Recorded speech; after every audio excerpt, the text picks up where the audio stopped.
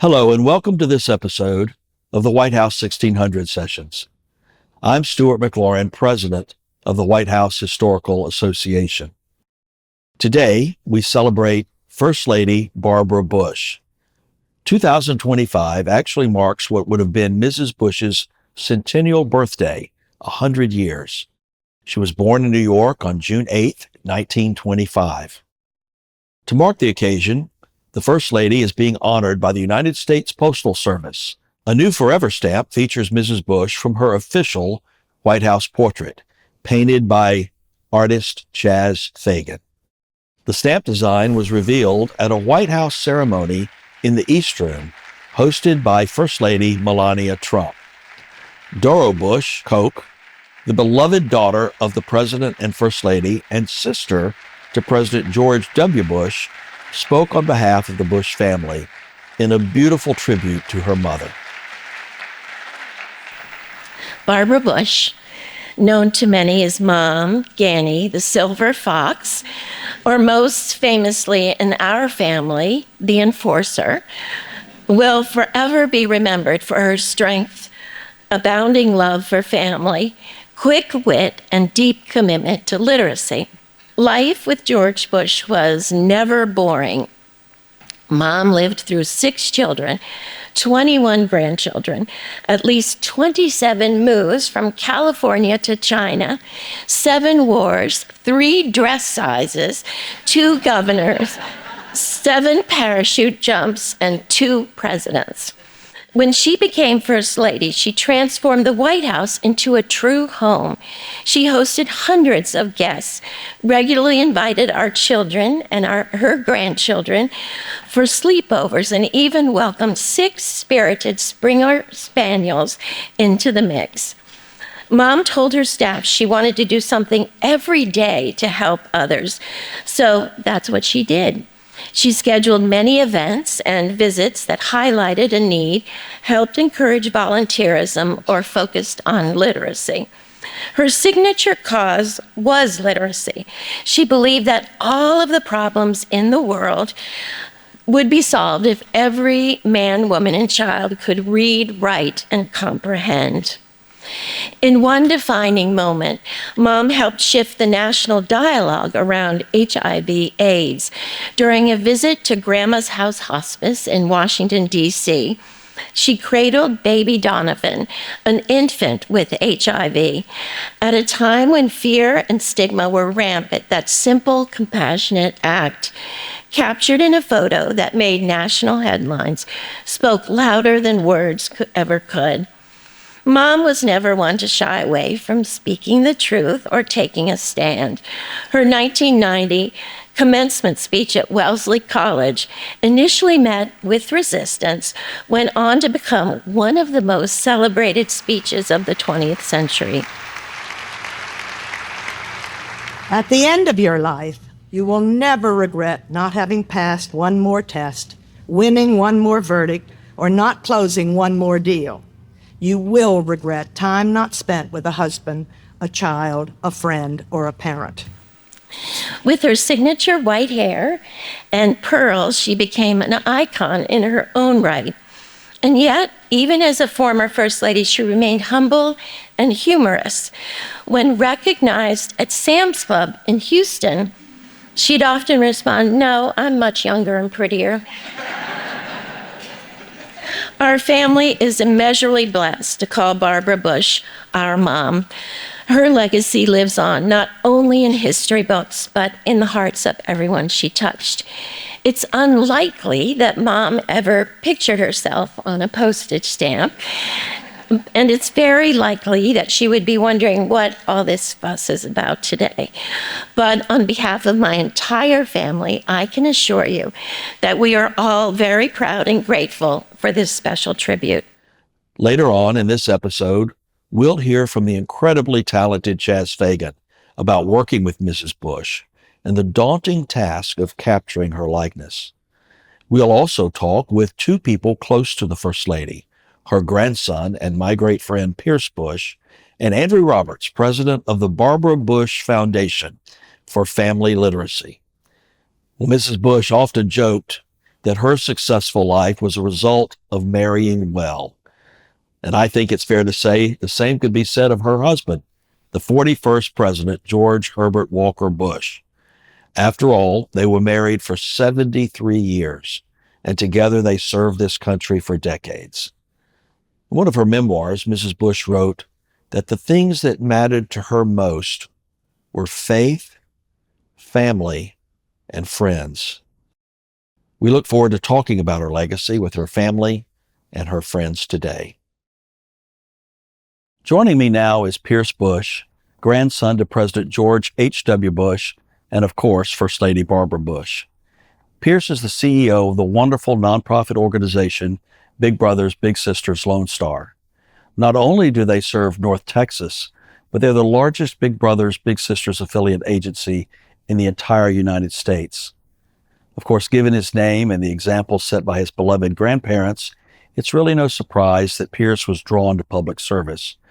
I'm really proud to call Pierce a friend and to have him here with us today. Pierce, thank you and really appreciate you being with us today. Stuart, thank you. It's always a pleasure to be with you. Well, I've known you for many years and over 20 years now. Over 20 years. That's hard to believe. And since then, you've married and you have two wonderful kids. And I have to imagine that you have memories of your own as a young child with your grandfather being elected president of the United States. How old were you when he became president? I was 2.5, almost 3. It was January. Well, he was elected in November, of course, and then inauguration was in January. And I still have a vague memory, Stuart, of what I've later remember now, of course, is we were staying at the Blair House as my grandfather transitioned from being vice president to president.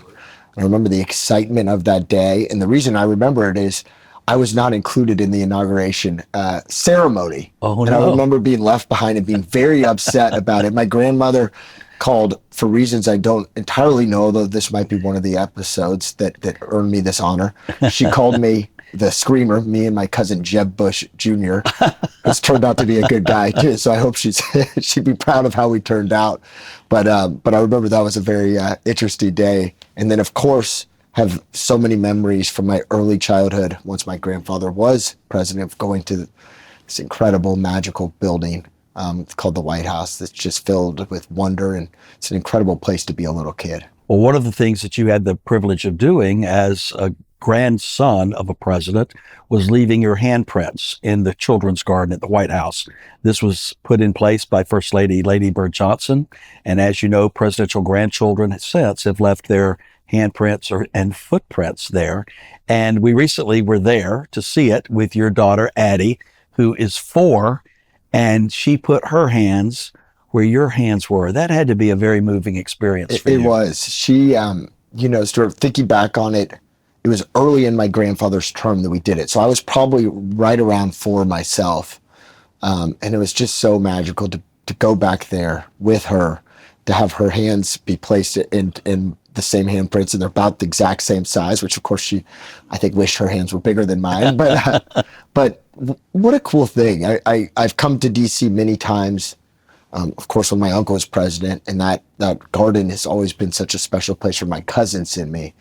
But it is cool. I was reflecting on this with my wife when we were coming in from the airport, that our names and our handprints are there, hopefully for forever. Yeah. What an honor. What an honor to have. It is very special. To be a part of, I heard somebody whose dad is in politics say they're politically adjacent.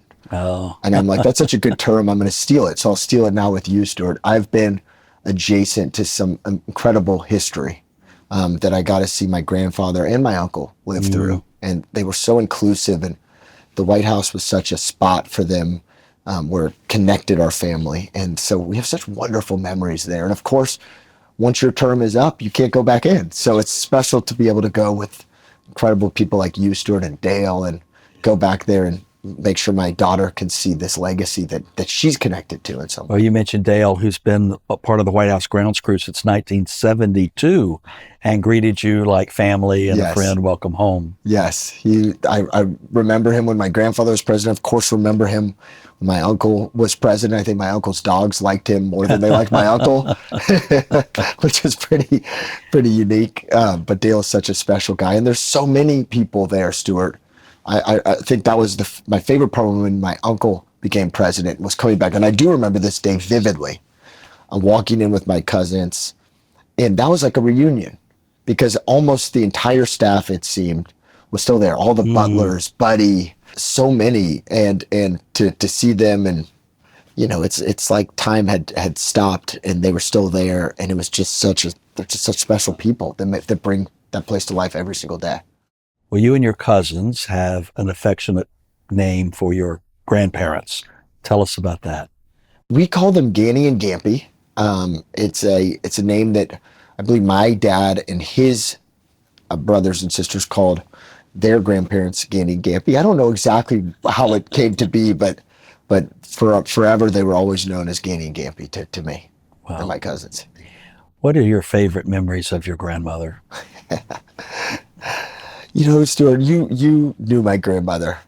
She was such a special lady. I've often said, and I really do believe this to be true, there is no President George H.W. Bush, and by that extension, you could say there's no President George W. Bush, were it not for Barbara Bush. She called balls and strikes as she saw them. There was no air of pretense. How, you know, she very much in private was how she was in public. To the extent that you view myself and my cousins as not being spoiled kids, it's because of Barbara Bush. With my grandfather, we would have been spoiled rotten, truthfully. She was authentic. At a young age, when my grandfather was running for Congress, she let her hair go gray, and people mistake her for being his mom. Oh, wow. And it didn't bother her. It's so interesting, but that's so Barbara Bush to just be. She was just herself.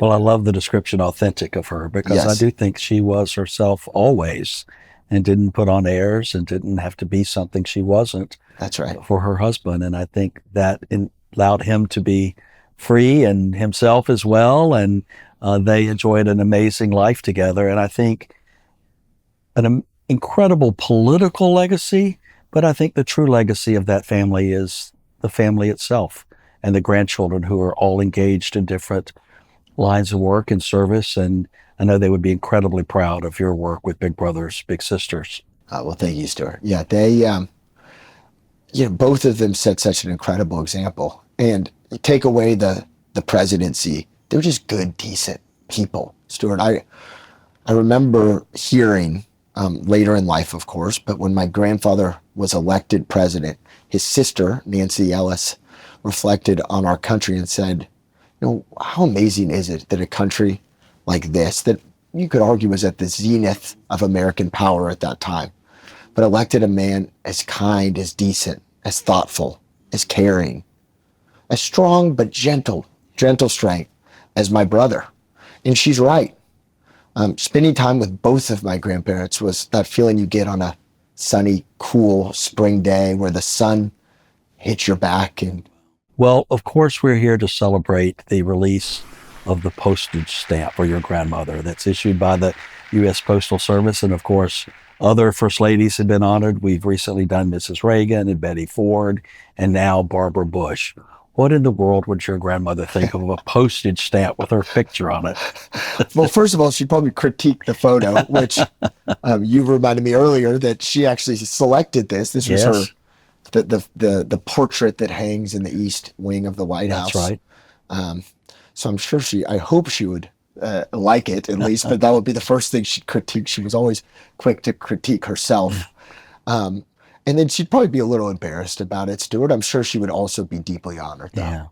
Yeah. She and my grandfather were both huge users of the Postal Service. Oh, yes. Well, your grandfather was known to, for the handwritten note, but he would complete the notes from one campaign stop before he got to That's the next right. campaign stop. So it was always churning. That's right. And these are cherished notes by people today to get a handwritten note from the President of the United States. And I have some from your grandmother from the work that we did here at the White House Historical Association. It's such a special treat that they would take time and It's one thing to dictate a letter or have some staff person do it, but to pen something in your own hand is Right. very special.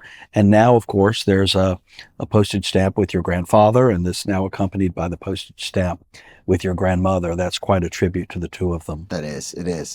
Because you're right, he's legendary. Yeah. And the notes were always so heartfelt Yes. too, and same for my grandmother. I have so many cherished notes. People collect stamps, and we do still, some of us still write a letter and Yes. I send out some Easter cards and put stamps on them. And they are iconic images from our past. And some are historic scenes, some are wildlife scenes or natural history, places across America, national parks. But I think to honor our presidents and first ladies in this way is a special thing. The painting that is used is her official White House portrait done by Chaz Fagan. And as you mentioned, hangs in the East Wing of the White House today. And she's one of the first you see when you enter the East Wing, right there on the right, looking at you, welcoming you to the White House. And that has to be special too. When you and I walked in the White House recently, and there she was, glaring at you. Did you expect her to shake her finger at you? Exactly. It was so cool though. We walked in, and it was my daughter's first time. She just turned 4, and for her to walk in and us to point and say, "That's," and she, by the way, loves dogs, and my grandmother, of course, loved dogs. So there she is in her portrait with Millie, and my auntie had her little stuffed version of Millie. Yeah. It's just so cool, Stuart. It's such an honor to walk into a house as famous as that and be able to connect, my kids to that history too. And as Addie grows up and becomes a young woman, and you tell her stories about her great grandparents and the White House, and you'll be able to show her these pictures of her in this place and explain that part of her family's history to her. That's right. When you look at that portrait that hangs on the wall of the White House and that image that's on the postage stamp, do you see your grandmother? I do. When you have a family member who you're really close with, which I was very close with both of my grandparents, the best part of them losing to Bill Clinton in 1992 is they moved to Houston, where I was living, of course, with my siblings and my dad and my mom at the time. And I got to spend a lot of time with them from 92 until 2018. They lived across the street from my dad in Houston. So was it like a normal grandparent where you're just popping in and seeing them or having a meal with them or hanging out with them? Yeah, they were, again, it's hard to know what life was like, Stuart. I was 2.5 when my grandfather became president. So I don't know what they were like before public service. They were already vice president and second lady at that time. But I did get to see when they were out of the White House in their post-presidential years. And it very much was, like you said, my grandmother would walk her dogs down the street multiple times a day, talk to all the neighbors, learn the gossip of what's going on. And for me as a grandson living in Houston, as I mentioned, my dad lived across the street. So often I would be able to go over there and visit both my dad, especially when I graduated college and came back to Houston, and then go across and spend time with my grandparents, sit in this little TV room. They ate a lot of TV dinners. And they lived a very normal life for people in their 80s and in the early 90s.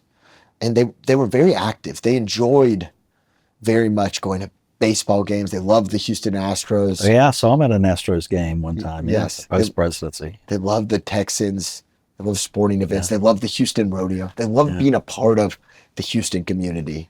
And then, of course, we go to Kennebunkport, Maine in the summer.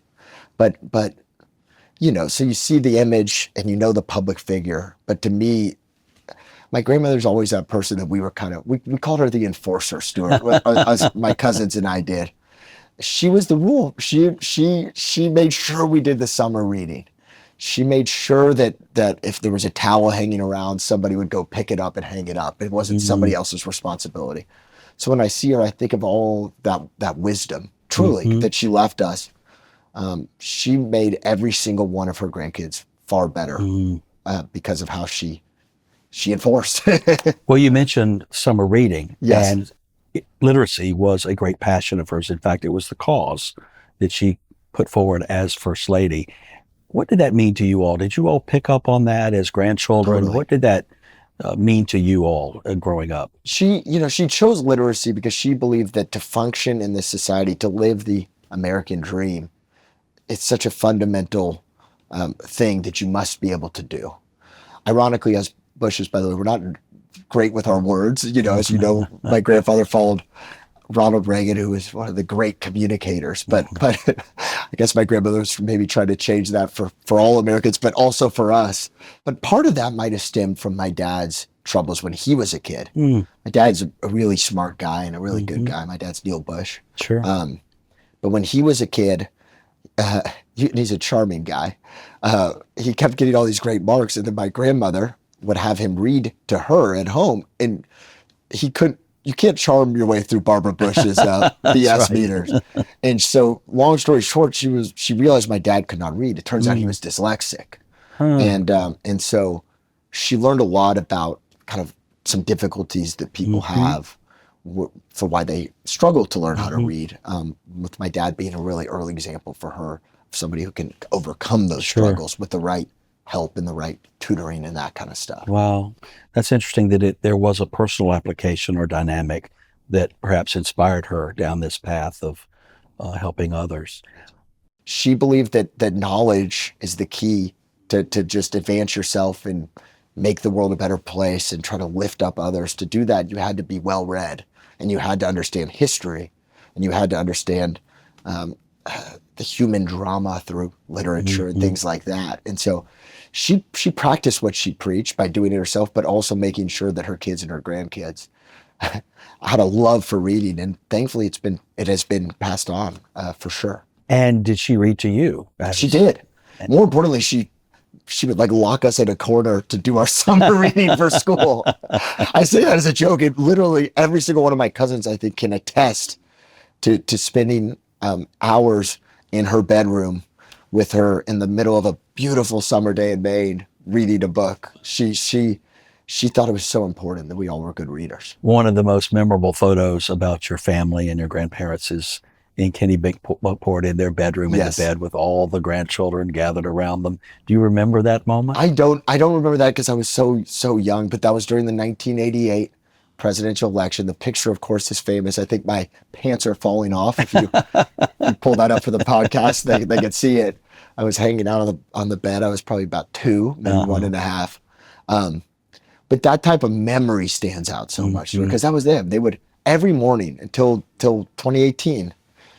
Their bedroom would be the center of activity. They were early morning people. They would go to bed very early too, but you could always walk in there probably around 6:30. I wasn't always up at that time, full disclosure, but they loved to convene our family in that great room in the big house that was their bedroom. What about your name, the name Pierce? There's a direct connection to Barbara Bush there. Yeah, Pierce is, of course, my grandmother's maiden name.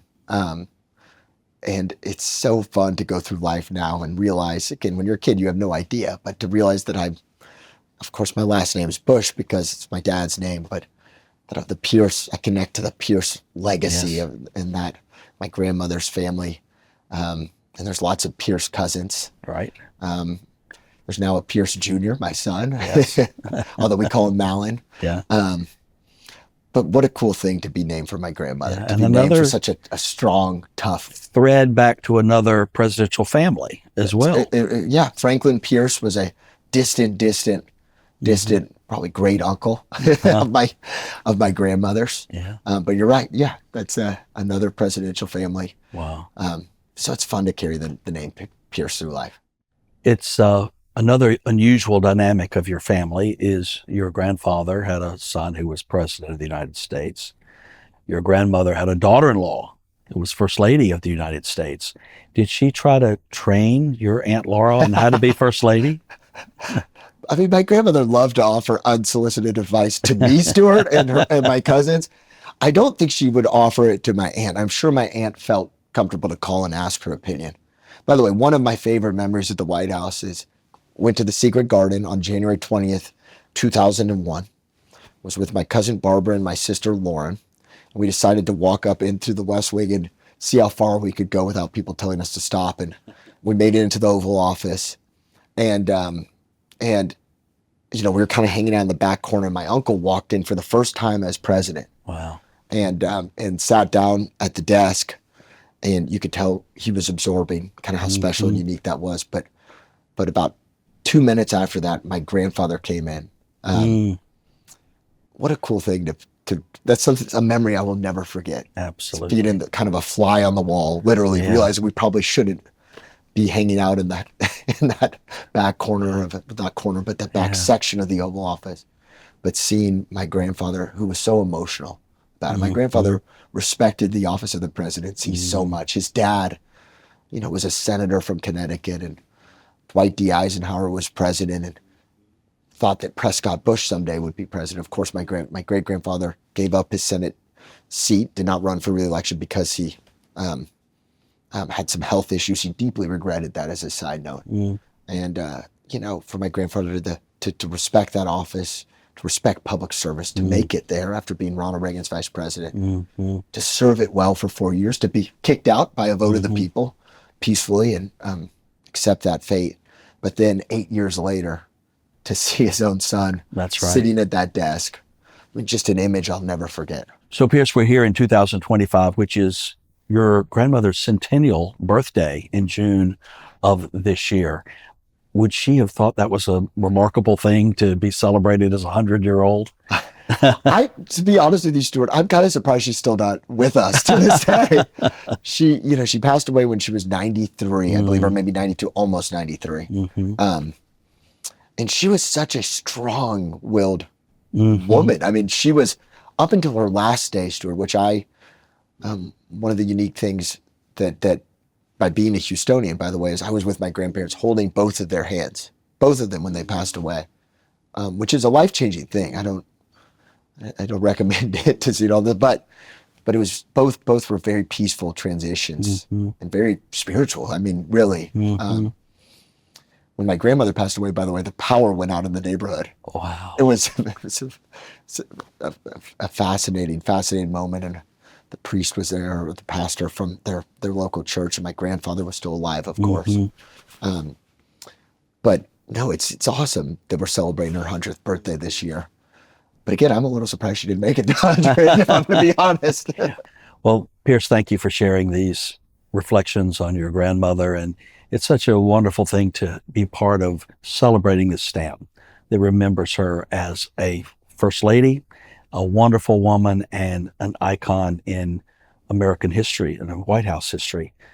Just a really special lady, Barbara Bush. Well, thank you, Stuart. It's an honor to be with you always. I'm here now with artist Chaz Fagan, who's a terrific friend of the White House Historical Association and of mine personally. Chaz is a painter and a sculptor, and his works can be seen around the world, from his statue of President Ronald Reagan in the U.S. Capitol Rotunda to the official portrait of Mother Teresa for her canonization at St. Peter's in Rome. And we're fortunate to have one of his pieces in front of the White House Historical Association at Decatur House across from Lafayette Square. It's the beautiful Jacqueline Kennedy medallion, which celebrates the former First Lady's legacy in preservation, including restoration of the White House. But we're here to talk about the official White House portrait of First Lady Barbara Bush. It's this portrait that is featured on the new stamp from the United States Postal Service. Chaz, thank you so much for joining us today, and it's great to be with you again. Thanks for having me. Well, as you know, the White House Historical Association has been involved with the portraits of presidents and first ladies since 1965. It's one of the things that we do to offset the expenses of the federal government by procuring these at non-taxpayer expense. And as you go through the beautiful state floor rooms of the White House, you'll see portraits of our presidents and our first ladies, including yours of First Lady Barbara Bush. So we know that portraits of presidents and first ladies, the first versions, may not have been the favorite of the presidents, of President Reagan, LBJ, and even Barbara Bush. And yours was not the first portrait that was done of hers, but it's the lasting portrait that was done. Tell us how it came to be and how your role to paint Mrs. Bush's portrait became solidified. Well, it was a total surprise. And in fact, all the information you just shared there, I really didn't know. I barely know now because I didn't really participate in that normal process. For me, my focus was on a competition in New York City to do a portrait of Barbara Bush for the Union League Club. And they had a competition, so I jumped in and I got it. So I had this commission to do her portrait, and I did it. We unveiled it at the Union League in New York, and there's a luncheon, and my wife was there. It was just a great event.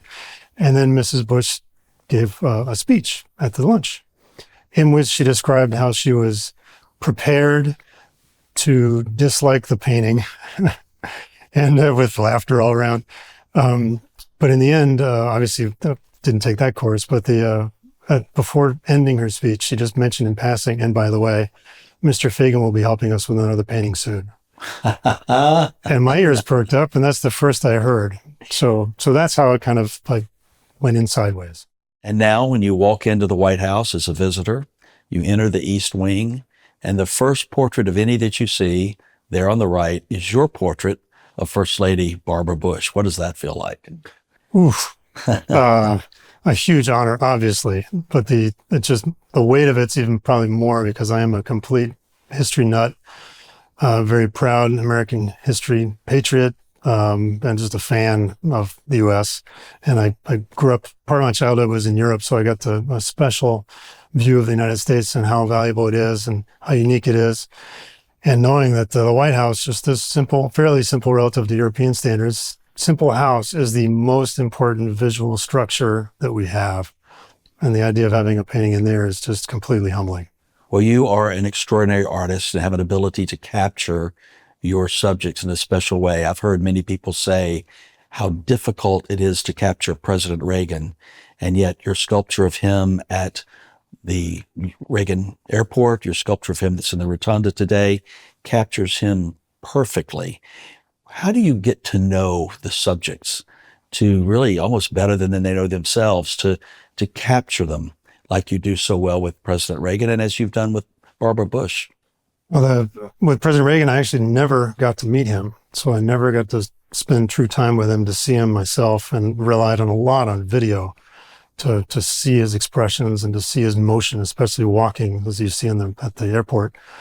But the absolute joy with this particular project with Barbara Bush was spending time with her, which is a wonderful experience. Her humor, her warmth, her dignity, and just fun. Tell us about it. Where did you visit with her? How many sittings did you have? What was that like? Did she sit still? As you can imagine with people nowadays, and I would fall in that category too, sitting still is pretty much impossible. And so the idea of sitting for 30 or 40 hours straight in the same setting, in the same clothes, doesn't really happen. So I rely on photographs, lots of photographs that I take with them, and I end up plastering boards with them with these enlargements all around me while I'm painting. So while I'm making a mistake, I can go and correct things if I need to, which I always do. So it means meeting and getting to know the subject a little bit. And that meant going to Kennebunkport, and I'd never been, and I was as nervous as can be. But in walking in immediately, within about 5 minutes, she was teasing me. And, having grown up in a family, like Irish family, where teasing equals love, it was just the perfect match. So I was very comfortable from then on out. And so your sitting was in Kennebunkport? Yes.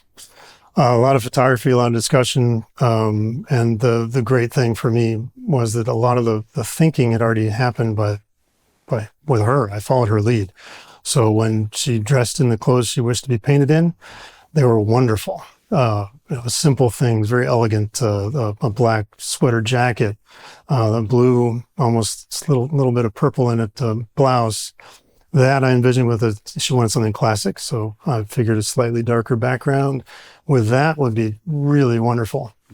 So she had that, so I didn't have to think. It was good. And then little details. She had a brooch. Yes, tell me about the brooch. It's very distinctive. Yeah, all I remember is that it was an important gift to her. I think it was an anniversary, and I'm not sure. But what I do know is what I saw immediately, which is that the subject, the design of it is red, white, and blue stripes with stars. So very obviously patriotic. And the idea of having that and a First Lady portrait made a lot of sense. And of course, her iconic 4-strand pearls that you never see her without. Right. And well, that actually was a little bit of a surprise. So the one thing I did have to pause was I was envisioning the large pearls we're used to. Yes. But when she stepped out in this, very elegant sweater, there were smaller pearls, still pearls. So we discussed it a little bit, and she liked the idea, a little dignity, a little more delicate. So the original painting, I believe, was in 1995, and yours was in 2005. Unveiled 2005. Until 10 years later. And so Millie, her precious pup that's depicted in the painting, had passed by then, but Millie makes an appearance in the portrait. Yes, because when I arrived at their house in Kennebunkport, she was actually with a dog, and the dog was obviously very bonded. And it reminded me of Millie, and so I asked if maybe we should think of possibly placing Millie in the portrait too. Wow. And she loved the idea. On her left hand, it's prominently positioned in the painting, is the wedding ring. Beautiful, almost you can see the diamond sparkle almost, as if it's real. Tell us about that. Did she speak to that, or was that prominent to her in her thinking to place that there? No, we never talked about it, but I know for me, hands are very important in a portrait. We can all think of seeing our grandparents' hands, grandmother, grandfather, parents, husbands, wives. They're all distinctive, and they show a lot of personality. And so I try to do that if I can, include those in paintings prominently. And in this case, I was just smirking the whole way through because with the way she posed, it was beautiful. Just naturally, I didn't have to do anything. And then I realized that the wedding ring would be there. So the record of their relationship would be in the portrait. And having witnessed a little bit of that with the two of them, it was just so much fun. They're a great pair. So I was very happy to do that. Was there anything about capturing her that was more challenging than other people? I know that wonderful feeling of warmth and the humor was very much part of her. And I wanted to make sure that whatever happened on the canvas, that something like that would be reflected, so that you'd have an idea of the greater depth of personality that's there. And so that was the challenge. That's why I would refer to the other photos of different expressions and things to try to build it into the same face. I have a theory about portraits, and I want to get your take on it. Oh. When you go into the White House and you see the portraits of George Washington and Abraham Lincoln in the early period of our nation's history, when we didn't really know what our presidents and first ladies looked like. Not all Americans could see them in person. We didn't have the images that are flashed on the television or on our phones today.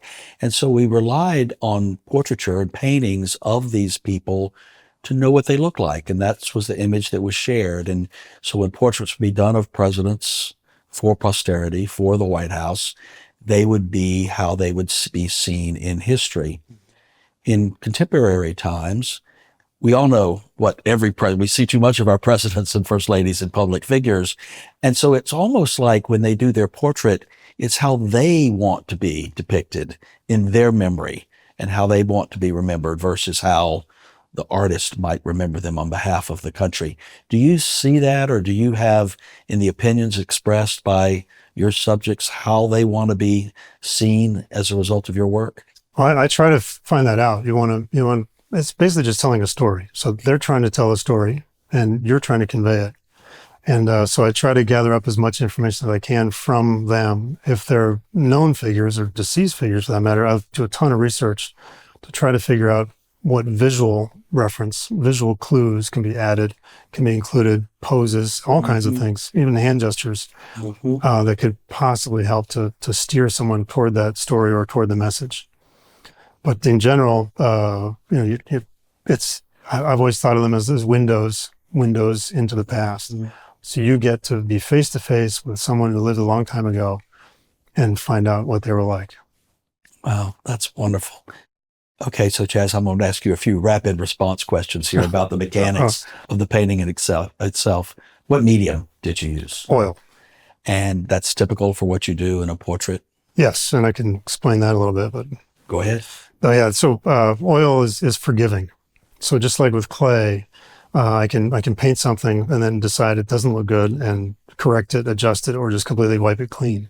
So I joke that oftentimes the amount of paint on my paint rag might be more than there is on the canvas. But it's just a way of working where I love to make adjustments. My clay never dries for that reason, so that I can go back in and play and push and make adjustments as I see them as they go. What about the frame? Are you involved in the framing of the portrait? Yes, totally depends on the project. If I can, I like to branch out into the framing world to tell the story of the subject inside.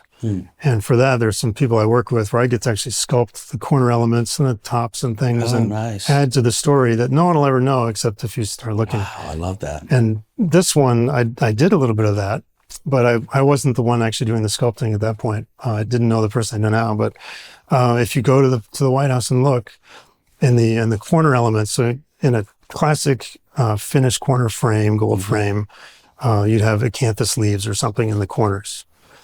And I've thought, well, there's symmetry to the acanthus leaves, and what if we just put an open book? So you have these little open books in the corner as the corner elements. And that was, of course, to push her efforts toward literacy. Wow, that's powerful. How do you know when you've painted your last stroke? Never. Deadline. No, but there are some moments like, well, I was thinking on this one too, thinking of the process of this particular painting. And that I remember, I like working fast and in spurts. So go in fast and get a likeness as best I can, let it go for a while, come back in and do it again and add on. And that's just the second round of adding on where I remember stepping back in my studio and thinking, wow, now I've got to make sure I don't mess it up because I like it. So if you merge together all those fast and spurt times, about how many hours do you think it might take to paint a Barbara Bush? I have no idea. I purposely have no idea because I'm afraid it might be too many. It's just a creative thing, right? I try to ignore that part. And have you ever had a work depicted on a Postal Service stamp before? Oh, no. So what is your feeling in thinking about that? Again, it goes back to childhood. Things always do. I was always the kid looking at the stamps in Europe when all the countries were individual countries, not the EU. So they had their individual stamps, they had their individual monetary coins. You could see what cultural image they wanted to portray to showcase that country. So you have these cultural images, miniature little landscapes of scenes, miniature little portraits that depict the heroes or the people they want to highlight. And, it's a way of learning about those cultures. And I loved it as a kid. So the idea of just, having a little contribution to that world is mind-blowing to me. It's just humbling. And now this stamp will be used by people all around the world. This iconic image of your portrait of Barbara Bush that hangs in the White House. You are a White House artist among the Gilbert Stuarts and the John Singer Sargents and immortalizing these great Americans. So thank you for being yourself a part of White House history in that important way. Thank you so much. So joining me now is Andrew Roberts, president of the Barbara Bush Foundation for Family Literacy. They are a national nonprofit that has worked for over 3 decades to carry on Mrs. Bush's passion and legacy to improve the lives of millions of Americans. And they've done this through literacy programs in all 50 states and the District of Columbia. Andrew, welcome to this conversation and talking about Mrs. Bush and her legacy and celebrating her with this wonderful stamp. But I can only imagine what she herself would have thought about this and what she might say at such an occasion. What do you think? I agree. In fact, I think she'd probably be embarrassed a little bit by the grandness of the moment and everything talking about her. I was told she hated birthdays and she hated to be like kind of the center of that kind of attention. But I also hope, and I do think she'd be proud to think about looking back on all she was able to achieve in her time here and using this moment to really focus the national attention on literacy, which was, such a huge cause for her. Tell us about the work of the foundation that bears her name and that you lead today, its role and its impact. Sure, happy to. She started the foundation in 1989, and over the last 30 years, 35 plus years actually, given away over $130 million of grant funding to really try and improve the lives of families and communities through literacy.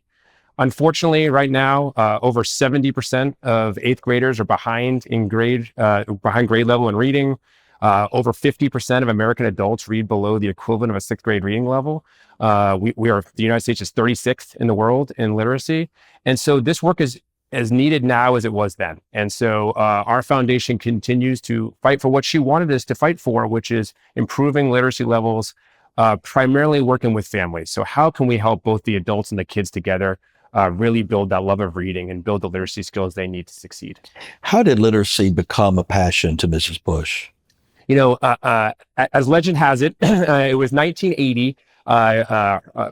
President Bush was, not president at the time, was about to run for his first campaign. And she was thinking, like, what would be my issue if I become first lady? She really wanted to make sure it impacted as many people as possible. She wanted to make sure it really helped the country.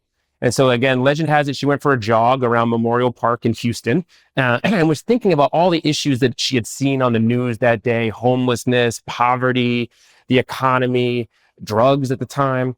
And she just quickly recognized that literacy was such an important through line, that we were not going to make progress on any of those topics unless we made progress on literacy, unless we taught more people to read and write. And interestingly, there wasn't research at the time, but she was proved right. We now know through lots of research that's happened, folks with lower literacy are 2 times more likely to be unemployed, 3 times more likely to live in poverty, 4 times more likely to have adverse health outcomes, and 8 times more likely to be incarcerated. And so she intuitively recognized that connection between literacy and a lot of the topics of the day, and made that her focus when she later became First Lady. I understand she herself wrote some children's books. She did. She was a giant dog lover. In 1984, she wrote a book about her dog, a Cocker Spaniel, and the proceeds of that went to some local literacy organizations.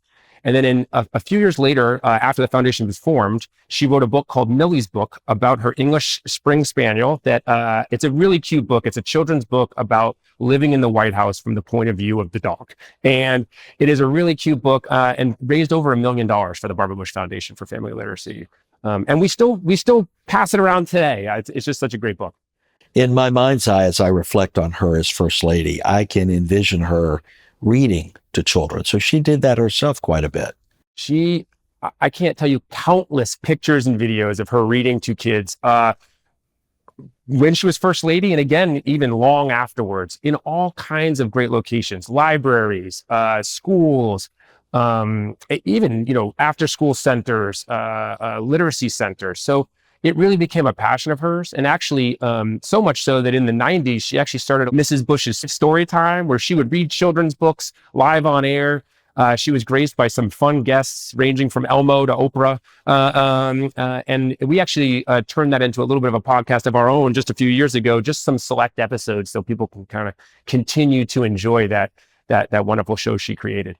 But it wasn't just children that were involved in her literacy initiative. It was adults as well. That's true. She, again, was very intuitive, and she recognized that if we were really going to make an impact on literacy, we had to focus on both the parents and the children. Research has once again proved her right. We know that if a child grows up in a household with low literacy, they're 72% more likely to have low literacy themselves. So she really focused on that family unit, and that remains the core of our work to this day. How can we really teach literacy to help both the parent and the child at the same time? That interactive reading is so important. Much of our work was focused on that. In fact, even as recent as 2021, the foundation launched the National Action Plan on Adult Literacy. Dr. Joe Biden actually helped us launch that work. And that stems all the way back to Mrs. Bush's kind of first take that we really have to find ways to not just focus on K-12 education, but what is the surrounding pieces that are needed to really make headway on this topic. Can you share a story or two about an adult who, having received help from this program, it made a real difference in their lives and something that they were able to go on and do? Sure. We try not to talk about grade levels too much in reading, but the difference between kind of that sixth grade reading level and above makes a huge difference in everyday life. That's the difference between being able to have the digital literacy skills you need, have the management skills you need, be able to fill out reports. So we actually have an example just recently of a gentleman who worked at a grocery store, kind of collecting carts, doing the hard work of that grocery store. But by getting some literacy programming, getting the qualifications he needed, he ended up getting his GED and he became a deli manager at that same grocery store. And that's the difference between, struggling to get by in a family sustaining wage with benefits that was able to lift his whole family out of poverty. Those are the type of things that, we just think literacy is such a way to kind of help lift families. And that's a perfect example. So I understand in 1991, she was given the title of the First Lady of Literacy when she and President Bush signed the bipartisan National Literacy Act. Tell us about that and what it accomplished.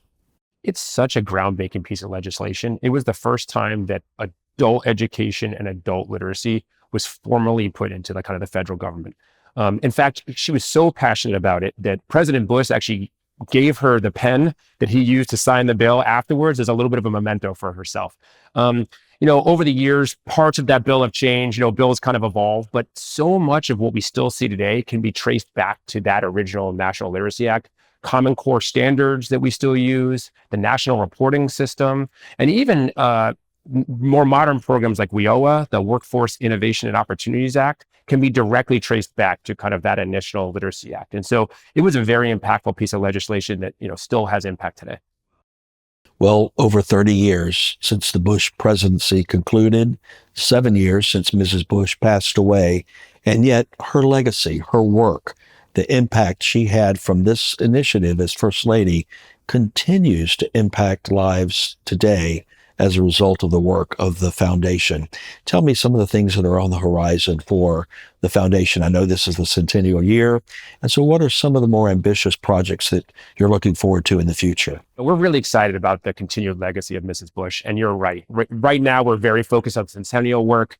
Very excited. We just released these Literacy Explorer kits where we're providing, you talked earlier about her love of reading with families and children, and we wanted to make sure that was part of our centennial celebration. So we're really excited to send these kits to 100 communities nationwide where they could have their own family literacy events. Thank you very much to the White House Historical Association who provided a book, First Ladies Make History, as part of that kit. We're really excited to kind of see what that can do and see kind of the impact of that work nationwide.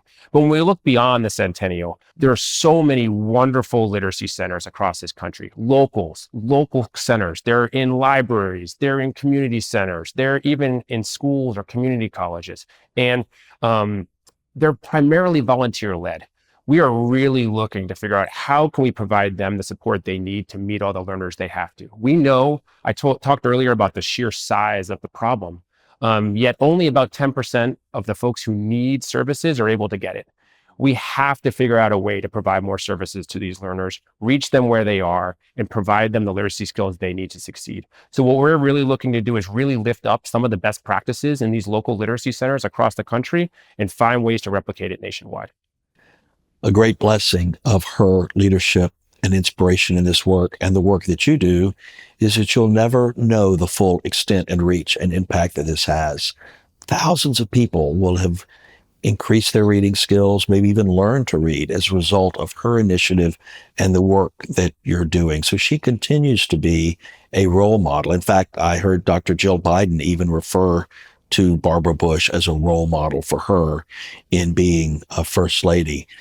What do you think? I know that we joked a little bit about what she would think about the stamp, but do you think she would marvel at the longevity of this initiative? I do. I think she'd be really proud, to you said, of all the impact she's been able to have. I mean, $130 million she raised in support of literacy, and I don't even think that touches the surface and all the impact she's been able to have. I mean, that's the direct grant money we've given out. We operate programs in over 15 states. We have mentoring programs where we pair high school students with struggling early readers. That's not only helping the early readers, that's providing leadership skills to those high school students and a sense of service. I think the impact of her work, really spans far beyond just those numbers you can count initially. I talked earlier about the impact you have when you're able to lift a family out of poverty. it's a multi-generational thing. So with every family we reach out, it's their kids and their kids' that also are continuing to benefit from the work that she started. And the Bush family, it's wonderful that after all these years, Doro, her daughter, chairs the Barbara Bush Foundation. So many of the family members were at the Bush stamp unveiling at the White House. And to see them continually involved in their mother and grandmother's work is inspiring as well. It really is. And I think it just shows you the type of person she must have been as a grandmother or as a mother, to want to remain involved in her life's passion years after she passed away. You're right. Doro is on our board. Robert and Jeb Jr. are other family members that are also on our board. We get great family participation in our events across the country. Recently, we had Laura Bush Lauren and Sam LeBlanc that host some of our events. And as part of the Centennial Initiative, we're even really blessed to be working hand in hand across the whole year with Jenna Bush Hager and her Read with Jenna initiative through the Today Show. She's even taken up a book club, right? That had to be inspired somewhat by her grandmother. So we're really thankful for all the support the family provides us. Well, we're thankful to her. We're thankful to you and the work of the foundation and the impact that you continue to have in her name. And it's wonderful to celebrate her memory with this stamp, her legacy with your work at the foundation, and to continue to think about the terrific work that is done in her name. So thank you very much. Thank you very much for having us, and thanks for all your help and support. Thank you.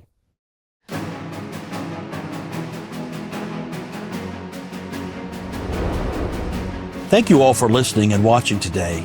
Be sure to subscribe to the White House 1600 Sessions on your favorite podcast provider so that you never miss an episode, and watch the video version on YouTube and Facebook.